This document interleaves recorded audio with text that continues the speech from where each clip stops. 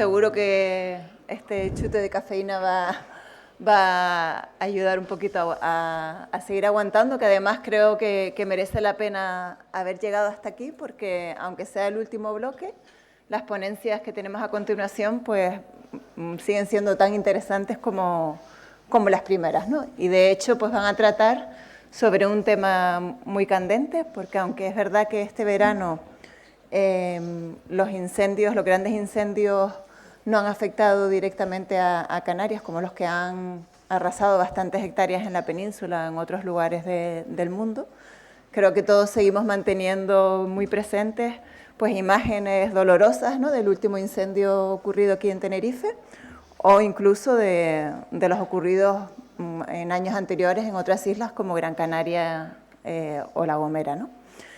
Y sobre cómo gestionar estos nuevos incendios, ¿no?, estos incendios en el contexto de cambio climático, sobre todo de cara a cómo conservar nuestras especies y nuestros hábitats, pues nos van a hablar los siguientes 4 ponentes, que se tratan de Ángel Fernández, que es exdirector del Parque Nacional de Garajonay, a continuación Jonay Neris Tomé, de la Universidad de La Laguna. Después hablará Didac Díaz, que es compañero del Cabildo de Gran Canaria, y finalmente Pedro Martínez, del Cabildo de Tenerife. Y sin más, le doy la palabra a Ángel. Bueno, buenas.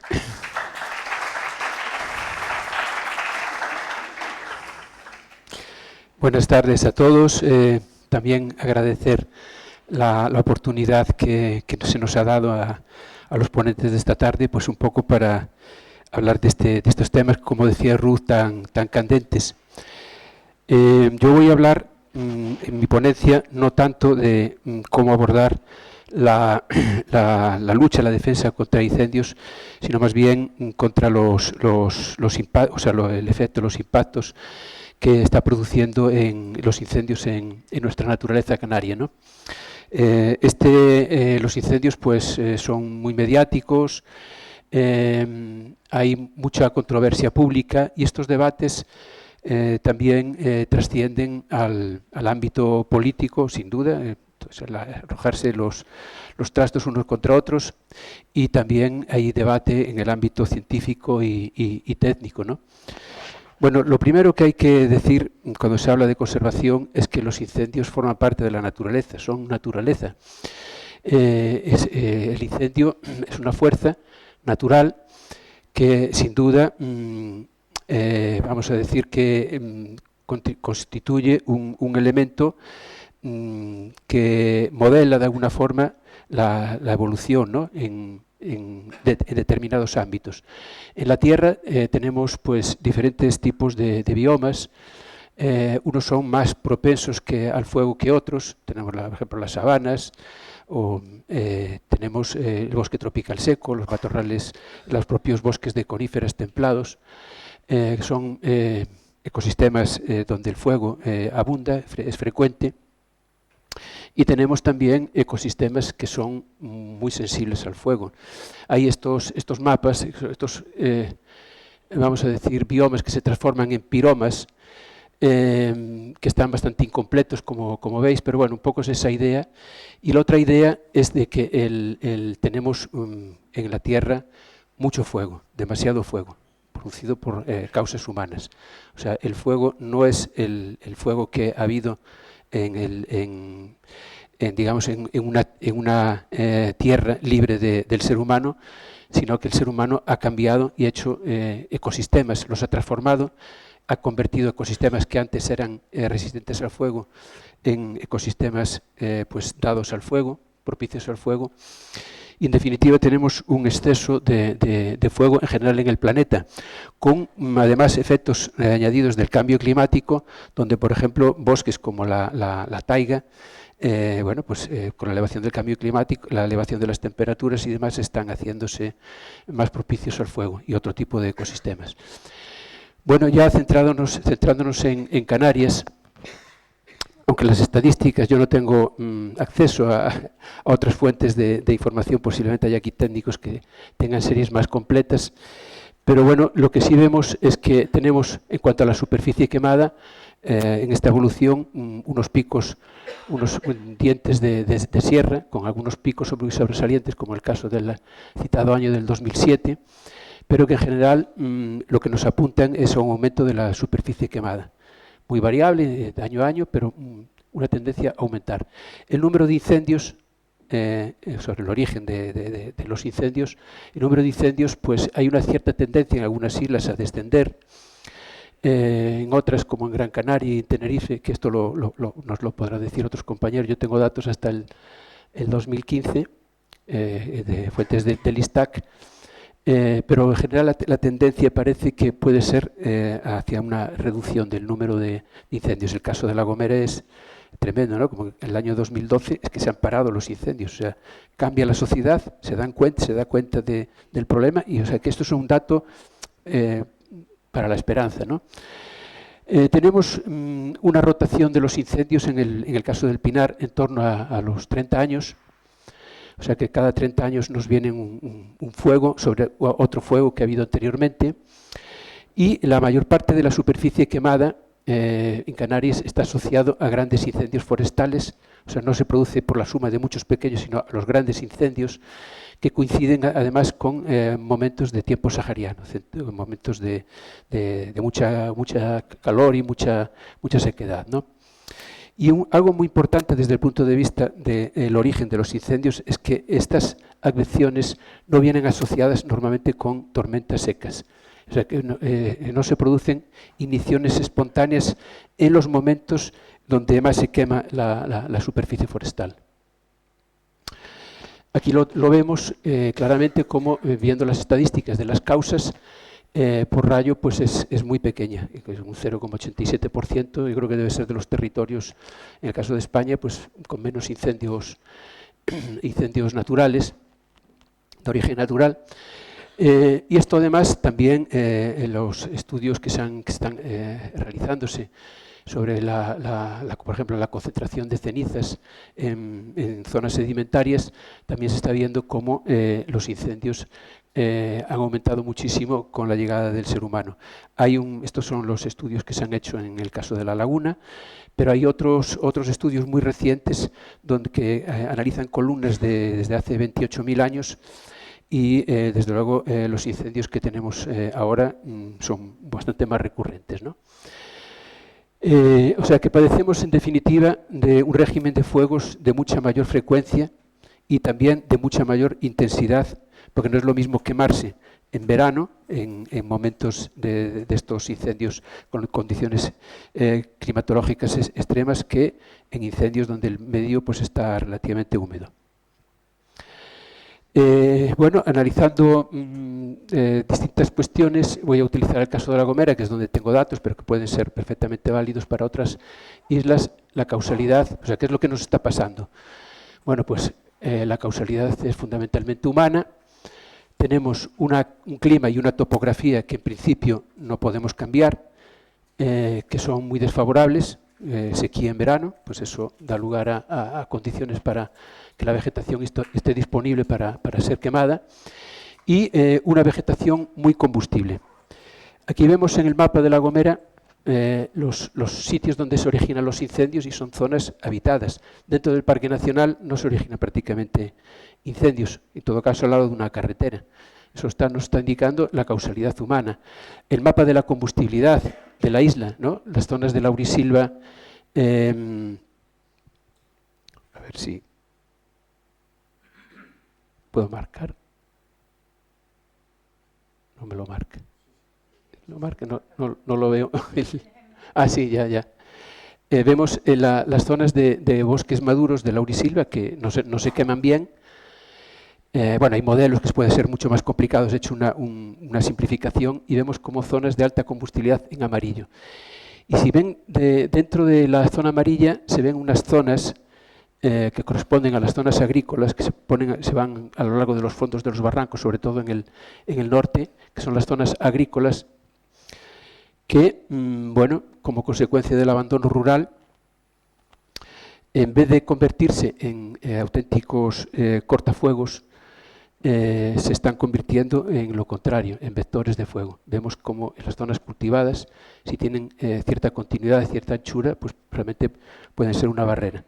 Aquí vemos esta ola, la foto de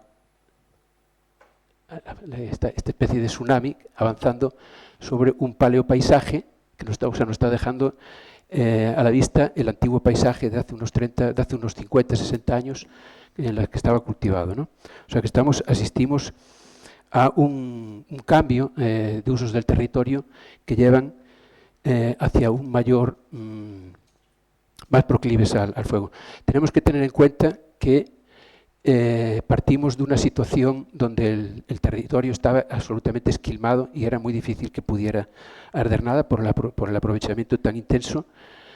Y bueno, pues hay una expansión y recuperación de la vegetación. Esto a veces en determinados medios parece que es algo negativo y realmente pues bueno, en muchos casos estamos asistiendo a una recuperación de la naturaleza y a veces muy interesante.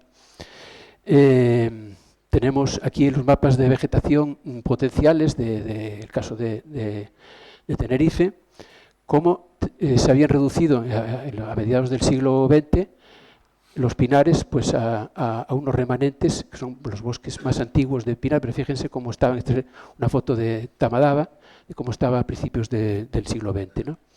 Cómo iba a haber aquí prácticamente incendios, era imposible, ¿no? Y entonces tenemos pues un aumento de la vegetación, fíjense, un aumento del 73% de la superficie boscosa en Canarias, un aumento de la biomasa en los últimos 30 años, de acuerdo con los datos del inventario forestal, en la laurisilva de un 260% y de pinar en un 77%, ¿no? Esta recuperación, como ya se ha visto, de todas formas está limitada por el hecho de que invade y coloniza los terrenos abandonados, pues vegetación que puede invadir rápidamente. No todos los elementos refugiados de los que se ha hablado, pues no participan de esta recolonización. Pero la idea que quiero reflejar aquí es que esta evolución de vegetación, que ahora se le convierte cuando hablamos en incendios en combustible, en sí mismo puede ser un valor, puede ser un problema, pero es también un valor. O sea, los combustibles no es en sí mismo algo negativo. Bueno, se va a hablar posteriormente del impacto del fuego en los suelos. Los suelos es la base de todo, ¿no? De un ecosistema terrestre.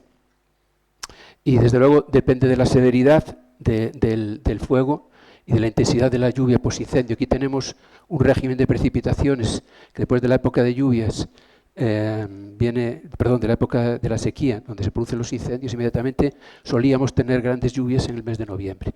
Esto fue lo que nos ocurrió en Garajonay, donde tuvimos, después del incendio, 500 litros de precipitación en el mes de noviembre, y bueno, pues el arrastre de las cenizas fue algo impresionante, ¿no? Con los fenómenos, sobre todo, pues debido a la hidrofobia y demás. Pero es muy importante tener en cuenta también el tipo de incendio. Si tenemos un incendio que es de superficie y no afecta a las copas, la cama del desfronde que se produce, pues produce rápidamente una cierta protección de los suelos frente a si el incendio es un incendio de copas, ¿no? Entonces, todo esto son matices que hay que tener en cuenta a la hora de... Voy a hablar ahora de lo que hemos trabajado sobre el impacto de los incendios en laurisilva y su entorno, no solamente en lo que es la laurisilva, como consecuencia, ¿qué? ¿Cómo es eso? Bueno, pues voy a ir muy rápido. Pues me he quedado sin... Bueno, se produce una matorralización sobre la dinámica posincendio de la vegetación. Vemos como hay zonas donde hay una rápida recolonización con vegetación, sobre todo por rebrote y posteriormente como consecuencia de la sucesión natural. Tenemos una especie de autosucesión pero otras zonas amplias, como se ve además en este plano, de aquí donde se ha matorralizado, sobre todo en las zonas más marginales, ¿no? Bueno, lo que hace el incendio es que hay un empobrecimiento de la composición de la vegetación arbórea, sobre todo porque lo que tenemos es que las especies más nobles pues tienen una capacidad de recuperación muy inferior, como vemos aquí, por ejemplo, en este gráfico del rebrote de las distintas especies, ¿no? Especies pioneras y especies... entonces se favorecen las especies pioneras. Bueno, las consecuencias a muy largo plazo es que teníamos periodos muy prolongados de recuperación, donde vemos, por ejemplo, en esta foto, 50 años después, cómo el desarrollo de la vegetación no alcanza ni de lejos la vegetación que había entonces, ¿no? Bueno, esto tiene consecuencias además porque está retrasando procesos de restauración natural.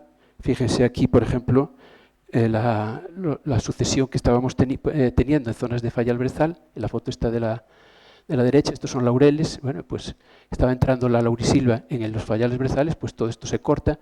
Y ya qué decir pues de los proyectos de los programas de restauración que tanto nos había costado, de eliminación de los pinares. Bueno, pues en apenas unas horas se nos va, ¿no? El incendio es, por tanto, un motor de regresión, pero un motor de regresión que además lo que produce es transforma los paisajes, en el caso de la laurisilva, a paisajes mucho más propicios a la propagación del fuego. O sea, crea paisajes mucho más vulnerables frente al fuego, frente a fuegos futuros. El impacto del incendio sobre las poblaciones de especies amenazadas, esto lo hemos podido estudiar, esto apenas se ha trabajado en Canarias, y lo que vemos es que tenemos muchísimas especies que no han recuperado, salvo unas pocas, bueno, pues apenas se han recuperado. Pongo el ejemplo, aquí por ejemplo, del caso del cedro, de cedros que se habían liberado del incendio del 84, y como se queman, o sea, quiero decir que no necesariamente un incendio produce, digamos, efectos definitivos, sino que los próximos incendios pues, pueden seguir quemando y aumentando más los procesos de degradación. Y que para además a especies que son muy raras, pueden ser una auténtica juego de la ruleta rusa, porque puede llegar en un momento determinado y cargarse las pocas poblaciones que quedan. ¿Están nuestras especies adaptadas al fuego? Bueno, pues yo diría que lo que hay son en todo caso especies resistentes al fuego. El caso del tajinasta azul, que germina muy bien después de incendios, pero esto también lo produce con otro tipo de perturbaciones como son la sequía. Realmente lo importante es saber si existen especies no que sean resistentes, sino que necesiten realmente el fuego. Y yo desde luego en Canarias, si alguien me puede corregir, yo no conozco ninguna. Y ya vamos a finalizar con el tema de los impactos de los incendios en los pinares canarios. Este es un tema que yo pues no he trabajado de la misma manera como el caso anterior, y es donde realmente se producen la mayor parte de los incendios en Canarias. Pero revisando bueno, los estudios que hay realizados, vemos como en general se ve una escasa mortalidad de los pinos, un rebrote y recuperación rápida de las copas y del dosel arbóreo. Estos son a través de diferentes tesis doctorales y de la observación, ¿no?, de la realidad, recuperación rápida de las especies dominantes en el sotobosque, de las pocas especies que hay, porque como se ha visto aquí, pues han desaparecido refugiadas en los riscos, y que la dinámica posincendio es la de una autosucesión que supone una recuperación rápida del estado previo al incendio. Esto es, digamos, de lo que hasta ahora se ha documentado y se ha dicho, y este es el reflejo de los conocimientos actuales. Pero realmente si hacemos una visión un poco más detallada de lo que está pasando, en aquellos pinares antiguos, como el pinar de Arigo que se quemó en el año 2021, me parece que fue, bueno, pues sí, vemos que hay una escasa mortalidad, el 12%, parece asumible. Pero vean lo que pasa, cómo se distribuye la mortalidad según clases diamétricas. Y vemos que el porcentaje, que es más alto en pinos pequeños, En las clases de diamétricas altas llega incluso, en el caso de pinos de diámetro mayor de un metro, al 50%. Pero esto además, traducido en biomasa o reducción, el indicador más fácil de área basal, supone una reducción de un 35%. Pero es que además tenemos que tener en cuenta que estos pinos, como explicó bien también mi compañero Luis Gómez, en el caso de la laurisilva, los pinos grandes, los pinos madre, son los que tienen mayor cantidad de micrositios donde se concentra buena parte de la biodiversidad de los pinares. Y bueno, ahí, desde luego, con el caso de los pinos, de los pinares, no se ha trabajado extensamente sobre el impacto sobre la biodiversidad, porque la mayor parte de las especies, ya digo, están refugiadas en los riscos. He conseguido datos que me han mandado de Gran Canaria, datos de Marcos Díaz Beltrana, donde se ve cómo, para un grupo de especies que estudiaron, pues 8 especies no fueron afectadas grandemente con el incendio, se ha recuperado bien, 3 no llegó a afectarle las llamas y bueno, pues 6 sí que tenían un impacto sensible. Tenemos que tener en cuenta, desde luego, que el impacto de los incendios no se puede separar de otro tipo de perturbaciones que estamos teniendo, el caso de la herbivoría sobre todo, ¿no? Si tenemos incendios que afectan a estas poblaciones y resulta que estas plantas de por sí pueden regenerar, pero si tenemos presencia de herbívoros, pues en esos estadios iniciales que son tan vulnerables, pues se lo pueden cargar, ¿no? Entonces, los incendios también dañan los pinares canarios. Y para cerrar, voy a leerlo rápidamente, debemos de admitir que tenemos un exceso de fuego en Canarias que suponen una grave y creciente amenaza para la biodiversidad nativa que deteriora el ya deficiente estado de conservación de sus ecosistemas y frenan su mejora. Ante este problema creciente es necesario fortalecer urgentemente la gestión del territorio para hacerlo más defendible contra los grandes incendios. Las prácticas de gestión contra los incendios no carecen de efectos sobre la biodiversidad. Cuando se habla y gestiona de lucha contra incendios, apenas se tiene en cuenta la conservación de la biodiversidad. Esto es especialmente preocupante en territorios insulares altamente vulnerables. La restauración de la biodiversidad aumenta la resiliencia de los ecosistemas frente al fuego.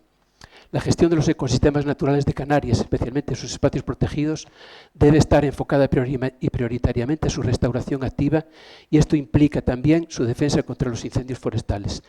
Esta defensa contra los incendios forestales debe estar integrada y ser compatible con las estrategias de conservación y no puede ser un trabajo monotemático y hacerse de forma autónoma. Y esto es lo que quería decir.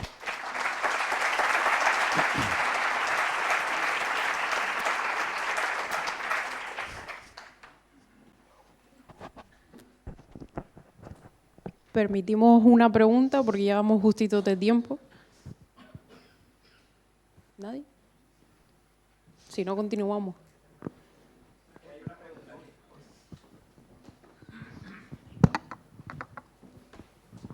Ángel. Muchas gracias por la ponencia, muy interesante. Totalmente de acuerdo de que muchas veces no se tiene en cuenta el valor de la biodiversidad también como barrera, ¿no? Como cortafuegos y como bueno, un freno para los incendios. Y de hecho yo creo que todo ese tema de los modelos de combustibilidad, que entiendo que es una simplificación que puede ayudar a gestionar los incendios, al mismo tiempo me parece que también tienen un sesgo porque se olvidan pues de esa base funcional que tienen los bosques, ¿no? Que tienen la vegetación, porque cuando solo lo miras como combustible, bueno, pues está, creo yo, teniendo una mirada cegada, ¿no? No podemos olvidar, por ejemplo... Limitada, sobre todo. O limitada, ¿no? También lo uno a eso que comentaste es de que la mayor parte de los incendios son debidos a acciones humanas, ¿no? Negligencias, accidentes o incluso intencionalidad, ¿no? Entonces, todo ese aumento de vegetación, si hiciéramos el equivalente, por ejemplo, de las bibliotecas, tú puedes tener un número mayor de libros que enriquece esa biblioteca, y por sí sola no va a aprender, ¿no? Entonces yo creo que ese aumento de vegetación o la recuperación de los ecosistemas es una buena noticia y no tendría por qué verse como pues un mayor riesgo de incendios, porque si son ecosistemas además que están bien conservados, van a ser al contrario, ¿no? Una barrera a nuestro favor, ¿no? Entonces no sé qué opinas tú de esa terminología de siempre asociar o muchas veces asociar la vegetación o la acumulación de vegetación a combustible. Vamos a ver, existen acumulaciones de vegetación que son muy inflamables y que son un problema, pero no es siempre el caso. O sea, lo que quería decir es que hay fenómenos que están produciendo, si llegamos a estados más maduros de vegetación, en el caso de la laurisilva es muy claro, pues vamos a estar mejor defendidos, ¿no? Estructuras también que podemos modificar y cambiar. El caso de los pinares de repoblación, pues que, bueno, los pinares son muy dados a quemarse, pero quizá cambiando su estructura y, bueno, pues se puede. Y después esto es como una batalla, ¿no? Tenemos que, como hacen los militares, pues buscar los puntos estratégicos y donde se puedan defender y bueno, pues ahí en esos sitios pues habrá que actuar, pero esa actuación tiene que estar equilibrada y ver otro tipo de circunstancias. Estamos hablando de realidades complejas, como se ha podido ver aquí, y bueno, hay que valorar todo, ¿no? Y tomar desde luego decisiones al final, ¿no? Y después, dentro de la propia gestión de las herramientas que tenemos para modificar la vegetación, hay formas de hacer y formas de hacer, no todo es lo mismo, ¿no? Entonces hay zonas que incluso, mañana pondré un ejemplo, donde estructuras que son, como son los fallales brezales de colonización reciente, muy pobres, bueno, pues podemos hacer una gestión para mejorar la estructura, para que se defienda mejor contra los incendios, pero también contra mejoras para acelerar los procesos de biodiversidad, ¿no? Todo esto hay una complejidad muy grande de situaciones que no es fácil de simplificar. Pero lo que sí para mí está claro es la necesidad de trabajar conjuntamente los que se dedican a establecer estrategias de defensa contra incendios con los que son analistas de incendios, con los analistas de la conservación. Totalmente de acuerdo, gracias.